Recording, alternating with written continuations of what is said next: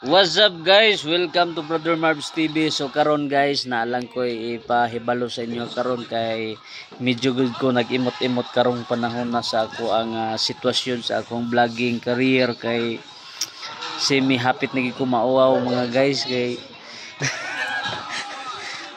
mura og hapit na ko maabtag kauwaw mga higala nga mawad-an og gana pero sa gikaingon pa nila nga wala gyud shortcut sa vlogging moagi gid ka og mga proseso. So sa tanan nga gipang follow nako no nga nagsaad nga mag follow back, so hopefully nga makakita mo ani.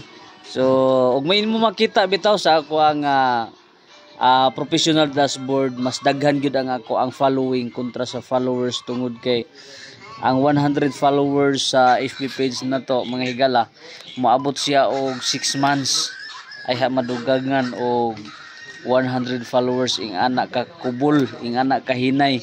Pero naagi hapoy ads ang ato mga videos. Ang problema lang karon kay medyo na restrict ako ang page kay wala ko kabalo og asa ato nga video ang naay violation, dili na ko ma-view og asa ato nga side. So mo na nga padayon lang gyapon, still recommendable gyapon ang ato ang page dayon, continue gyapon ang earning sa ato mga videos. So salamat kaayo sa mga star senders na to, salamat kayo sa mga supporters na to sa ato mini vlog o God bless gyud sa inyong tanan. So di ta pawalag paglaom, bahala og di manggaling ta palaron ani, at least nga natay ma-upload dayon na ay mo notify sa ato pila ka years nga kani nga mga video, kani nga mga pictures nga kani nga tuig ing ani ang imong kahimtang. So ing ana for memories purposes na lang ta ani pag-abot sa panahon kung